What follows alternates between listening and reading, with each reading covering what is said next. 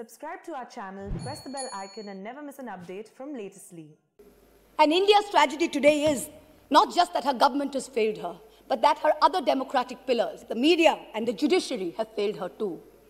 Lord Hayne, the Labour peer, said in the House of Lords, "What is the point of being a member of Parliament, either in the Commons or in the Lords, if you don't discharge your responsibilities? And, where appropriate, use the privileges that you have in order to promote justice and liberty." So today, like a true child of Bengal, I will stand here and be courageous. Trust me, Mr. Balu, we have not lost the fighting spirit. Even though the government spin factories will later portray it as cowardice or even plagiarism, I will lay out a few home truths by using my parliamentary privilege that guards me from charges of sedition and contempt for anything I say in this House. And Mr. Law Minister, sir, if you're present on the premises, with all due respect, this time you have neither the right to shut me up nor to try and get my words expunged from the record. The sacred cow that was the judiciary is no longer sacred. It stopped being sacred the day a sitting Chief Justice of this country was accused of sexual harassment, presided over his own trial, cleared himself, and then proceeded to accept a nomination to the upper house within 3 months of retirement, replete with Z+ security cover. The judiciary stopped being sacred when it chose to squander the greatest opportunity that any bench of the highest court of this land has ever seen, to reinforce the founding principles of our democratic republic and to uphold the rights enshrined in Part 3 of our Constitution. One second, please. Please, Mo. He cannot discuss in the House.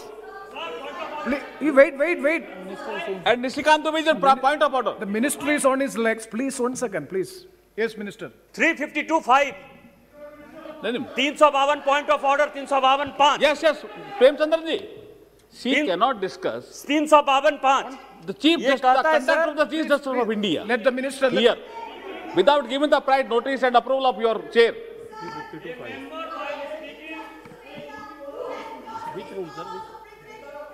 Please.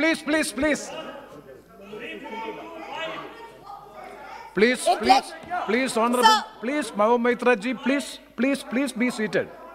Please be seated. This House is run by the rules and procedure. When a member seeks a point of order, definitely it is a right of the member. So I have to hear them, and I will pass the order, pass the rulings. Please.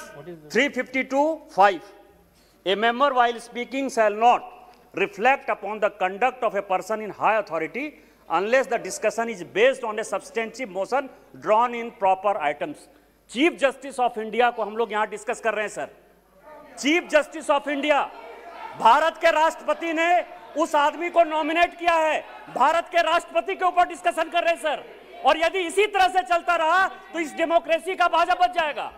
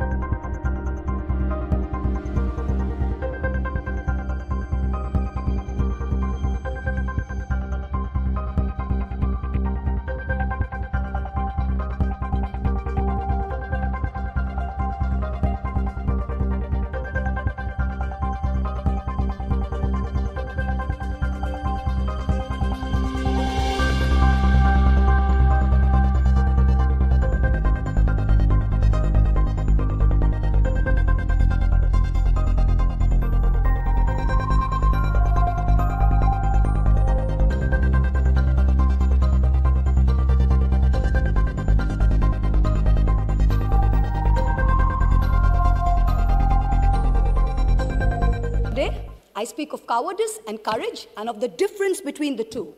of those cowards who hide behind the false bravado of authority, of power, of hate, of bigotry, of untruths, and dare to call it courage.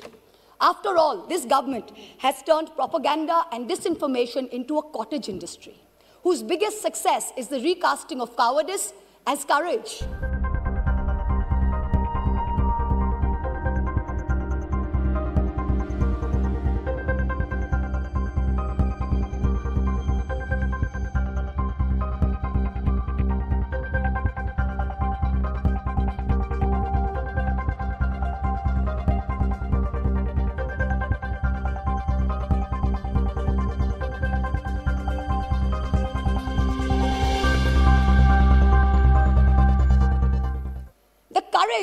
To use the official channels of the Ministry of External Affairs to respond to social media posts by an 18-year-old climate activist and an American pop star, when not even one single ministry has been deputed by this government to try and look out for the food, water, and basic sanitation needs of the farmers and their families who have been camping at the border for almost 90 days.